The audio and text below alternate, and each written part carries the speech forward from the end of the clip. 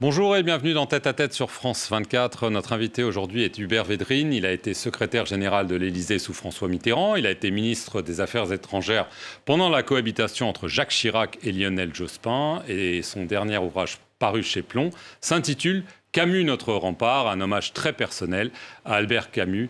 Merci beaucoup, Hubert Védrine.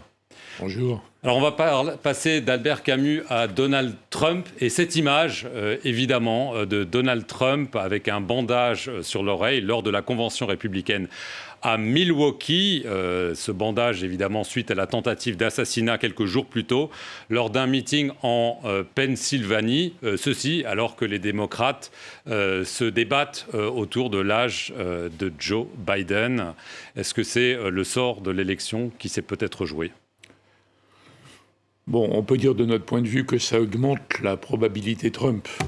Mais déjà depuis un certain temps, c'était prudent et sérieux de se préparer à l'élection de Trump, quand même aussi de Biden peut-être, ou d'un autre démocrate. Donc du point de vue du monde extérieur, il faut intégrer toutes les options et réfléchir à ce que ça changerait énormément ou pas tant que ça. Et ça va changer d'après vous ? C'est à la fois un changement apparent, émotionnel, de style colossal, même si on ne sait pas exactement si Trump 2 serait très comparable à Trump 1. Là, il vient de choisir un vice-président qui est une sorte de Trump au carré, quoi, hyper trumpiste, très jeune. Donc pour transmettre le trumpisme qui était conçu, vu par les élites européennes épouvantées par Trump comme étant une sorte d'accident de parcours, c'est pas le cas. Même s'il n'était pas élu, il y a quand même la moitié de l'Amérique qui est trumpiste. Donc c'est un phénomène durable.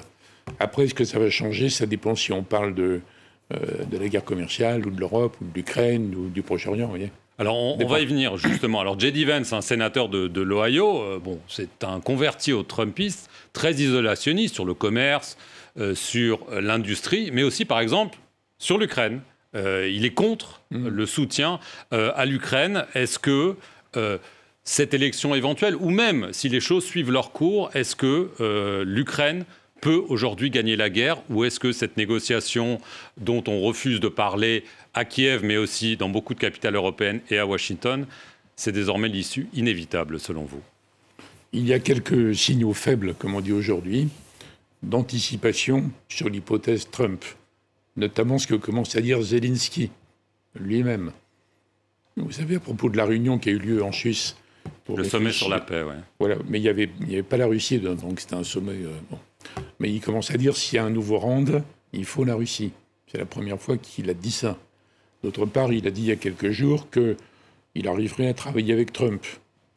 Bon, et même dans l'hypothèse où finalement c'est pas Trump, c'est quand même Biden, personne ne croit que les démocrates réussiraient à faire voter un deuxième plan de soutien à l'Ukraine à 61 milliards. C'est intenable. Donc même les démocrates, à mon avis, même s'ils ne le disent pas parce que c'est le moment de la mobilisation, du soutien pour des raisons morales et politiques et militaires, même les démocrates à un moment donné diraient il faut quand même peut-être essayer de geler la situation. Donc je ne pense pas que ce soit totalement différent. Ça peut surprendre qu'on dise ça en juillet, mais ce n'est pas forcément totalement différent entre l'hypothèse Trump, dont on ne connaît pas bien l'application, et l'hypothèse Biden ou un autre, ou Mme Harris ou autre. Ce qui veut dire, concrètement pour l'Ukraine, une partition du pays. Ça veut dire que la Crimée resterait russe et les 4 régions conquises ou partiellement conquises par Poutine resteraient russes ? Là, on ne peut pas le dire tout de suite, mais il se pourrait qu'il y ait un gel. Un gel, que les États-Unis ne puissent pas renforcer le soutien. Il y a quand même beaucoup de promesses d'avions qui ont été faites, qui vont arriver dans les mois qui viennent, mais on est encore dans la ligne Biden depuis le début. Empêcher Poutine de gagner, l'empêcher de gagner, mais ne pas être pris dans l'engrenage de la guerre à la Russie. Or, les Polonais, les Baltes, beaucoup de pays, beaucoup de gens en Europe occidentale, pas en Allemagne, en France, voudraient que ça aille plus loin. Donc on est quand même là. Même il y a un peu plus d'1 an, quand on pensait que l'Ukraine pouvait gagner, sur le Donbass ou autre, le chef d'état-major américain de l'époque, indiquait bien que l'Amérique ne soutiendrait pas l'attaque sur la Crimée. Donc il y a toujours eu un décalage entre la mobilisation, qui est compréhensible pour des raisons morales, la souffrance de l'Ukraine, et d'autre part la suite. Donc il me semble on peut se tromper, mais enfin, Je ne pense pas qu'on aille vers une guerre, une relance, ni vers une guerre éternelle. Il y aura une sorte de situation nouvelle à partir de la fin de l'année, que ce soit les démocrates, je répète, ou Trump. Or, Trump, il a dit, c'était une bravade, je règle ça en 24 heures. Oui. Bon, alors ça veut dire qu'il appelle Zelensky en disant on arrête, il n'y a plus d'argent et tu n'as plus les données militaires pour attaquer. Mais c'est pas tenable, même pour Trump. Il ne peut pas laisser Poutine gagner. D'ailleurs, vous vous rappelez qu'il y a encore quelques semaines, il bloquait au Congrès le vote sur les 61 milliards. Il le faisait bloquer par les Trumpistes. Et il a dû se rendre compte quand même que s'il était responsable du fait que l'Amérique n'empêchait pas Poutine de gagner en Ukraine, il ne pourrait jamais dissuader la Chine. Donc il y a une sorte de lien. Et j'ai noté que maintenant, Trump dit « Je règle la question entre mon élection, qu'il présente comme sûre, c'est pas sûr, enfin, hein, et l'arrivée à la Maison-Blanche. Qu'est-ce qui se passe entre les deux? Est-ce qu'il est capable de dissuader Poutine de ne pas en profiter, de le menacer? Ce qu'on pourrait appeler garantie en étant plus diplomatique. Vous voyez, c'est pas joué, mais j'insiste, enfin, je peux me tromper complètement encore une fois, mais je ne suis pas sûr que ce soit le jour et la nuit entre la politique Biden ou Harris et la politique Trump sur ce sujet. Mais ça vaut quand même bien. Surtout avec le vice-président que vous avez rappelé. Voilà. Je vais en venir à... Mais ils ne peuvent pas abandonner non plus complètement. C'est entre les deux. Voilà. Autre conflit, évidemment, dont on parle beaucoup, Gaza. Est-ce que Benjamin Netanyahou attend Donald Trump, même si on sait que leur relation personnelle n'est pas bonne, hein, par ailleurs? Bon, le fond du conflit, Gaza, c'est épouvantable. L'attaque du 7 octobre était monstrueuse et la guerre est monstrueuse. Mais le vrai sujet, c'est l'absence d'État palestinien. Donc c'est l'absence de solution. Si les États-Unis et les Arabes, qui s'en fichaient en fait, avaient suivi Mitterrand en mars 82, il y aurait depuis longtemps un petit État palestinien, etc., etc. Donc il y a évidemment l'urgence à Gaza, sinon c'est l'enfer sur Terre, c'est indescriptible. C'est un génocide. Un génocide, alors vous connaissez les juristes, il faut démontrer que c'est intentionnel, que c'est organisé, etc. Non, je sais bien. C'est normal vu les... Pas vous. Moi, je ne suis pas juriste, je ne suis pas la Cour pénale, je n'ai pas la prétention de trancher.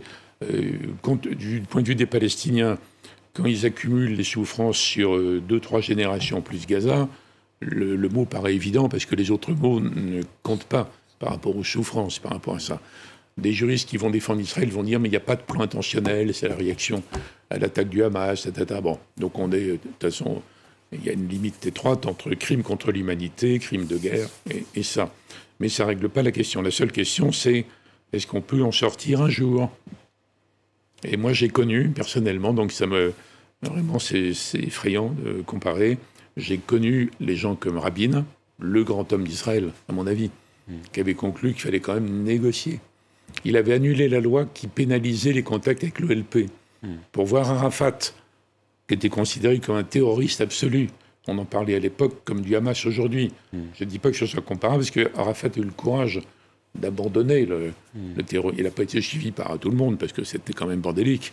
Mais moi, j'ai connu Rabin, j'ai connu Pérez, Olmert, Ehud Barak, même Sharon à la fin. C'était des gens qui cherchaient une solution. Et pas Netanyahou? Netanyahou, non, pas du tout. Pas du tout, aucun moment. Au début, ça ne se voyait pas trop. Et quand il a dû, pour durer au pouvoir et se renforcer et se protéger contre les menaces judiciaires sur d'autres sujets, là, il s'est allié avec des partis de plus en plus extrémistes qui ont une vision genre guerre indienne aux États-Unis. Hein. Pour eux, les Palestiniens, c'est des peaux rouges. Et il faut faire la guerre indienne, la déportation de masse, comme ont fait certains présidents américains en emmenant tous les Indiens à l'ouest du Mississippi. La comparaison paraît exagérée, elle ne l'est pas. Quand on lit ce que disent les chefs de parti qui sont dans le gouvernement de Netanyahou. Donc, il n'y a aucune solution. Donc, on se dit, mais Trump, ça va encore aggraver les choses. Il va être complètement derrière le nationalisme messianique israélien, etc. Mais d'abord, il en veut à Netanyahou qui a dû travailler avec Biden, malgré tout, donc on ne sait jamais, avec Trump. Et vous voyez bien que Biden lui-même, qui depuis le début rêve que Netanyahou soit écarté, pour retrouver un chemin vers l'État palestinien, c'est les mots de la Maison-Blanche. Hein. Donc l'équipe Biden qui est très bien, enfin le mieux possible, on va dire, sur ce sujet, Biden, Blinken, Sullivan, qui est le concepteur de l'ensemble, eux-mêmes n'ont pas réussi. Donc ils n'ont pas obtenu que Netanyahou soit mis à l'écart. Il le sera peut-être à la fin des fins par les Israéliens. Donc le fait qu'il y ait Trump entre les deux, alors c'est du point de vue Proche-Orient, solution un jour. Les deux États, c'est évidemment encore pire et catastrophique. Vous y croyez encore, sérieusement? Et quelle est l'autre solution? Il n'y en a peut-être pas. Il y a d'autres scénarios. Il y a le scénario de, disons, la déportation massive et beaucoup de massacres de tous les Palestiniens. D'ailleurs, le ministre d'extrême droite qui gère la Cisjordanie est en train d'en faire un enfer aussi, invivable pour les Palestiniens. Il y a le scénario où les Palestiniens obtiendraient de je ne sais les cas islamiques qu'ils envoient une vraie bombe sur la tête d'Israël. Ça, c'est des scénarios monstrueux. Mais il n'y a pas d'autre solution. D'ailleurs, le camp de la paix qui avait, disons, par découragement, usure, fatigue, le camp de la paix qui est magnifique. Il n'y a pas qu'Eli Barnavi, qui a une personnalité extraordinaire. Un peu nombreux. Hein. Il y a plein d'anciens militaires. Plein d'anciens militaires qui pensent que c'est dangereux. C'est pas par amour des Palestiniens. C'est dangereux pour Israël de pas régler le truc. Donc ce camp de la paix, curieusement, a repris espoir, bizarrement, dans le drame et l'horreur, en pensant que les Israéliens vont s'apercevoir quand même que malgré tout, ils seraient plus en sécurité avec un État palestinien. À propos d'État palestinien, ça sera Ils sont quand même un tiers à être sur cette ligne. Donc non, on ne peut pas désespérer de ça. Et puis c'est eux qui le feront. Dernière question à propos de l'État palestinien. Plusieurs pays européens ont reconnu, en tout cas symboliquement, un État palestinien depuis le début de la guerre à Gaza. La France ne l'a pas fait, c'est une erreur? Alors, dans l'idéal, moi j'accepte l'argument du président. Dans l'idéal, il faudrait que ça alimente un processus. Qu'on ne le fasse pas pour être en relègue nos principes ou parce que le droit international dit je ne sais quoi. Bon, l'idéal, ce serait qu'il y ait un geste comme ça qui soit relayé par un camp de la paix fortifié qui dit oui, c'est l'objectif. Pas tout de suite, mais l'objectif. Pour le moment, ce ne serait pas le cas, parce qu'on est encore dans le traumatisme, il y a encore des otages, il y a encore tout ça. Mais à la fin des fins, comme il ne se passe rien, il faudra le faire un jour, même s'il n'y a pas de relais, pas de processus. Mais la vraie clé, c'est de relancer un processus. Donc il se trouve une minorité courageuse, comme l'était Rabin, en Israël, pour dire il faut faire ça dans notre intérêt, notre survie à long terme. Et qu'il se trouve une minorité chez les Palestiniens qu'il faut aider pour reconstruire une autorité palestinienne qui était complètement raplapla. D'abord parce qu'elle est nulle, ensuite parce qu'on a tout fait pour qu'elle soit nulle. Bon, il faut en reconstituer une.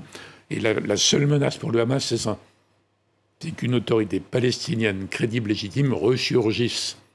Et comme les pays arabes se sont rendus compte quand même qu'ils avaient joué avec le feu en étant prêts à cautionner une normalisation complète avec Israël sans rien obtenir pour les Palestiniens, il se peut qu'il y ait une conjonction dont on pouvait espérer qu'il aurait lieu avec Biden, qui espère ça, et qui aura peut-être lieu paradoxalement avec Trump, ou en tout cas sans lui. En tout cas, on ne peut pas abandonner cette vision, c'est la seule. Il n'y en a pas d'autre qui réconcilie le droit, le désir de ces populations de vivre en paix normalement, la sécurité d'Israël à long terme, etc. Il n'y a pas d'autre solution. Comme je l'ai dit, il y a d'autres scénarios, tous horribles, mais il n'y a pas d'autre solution, à mon avis. Merci beaucoup Hubert Védrine d'avoir répondu à mes questions et merci à vous d'avoir regardé cette émission sur France 24.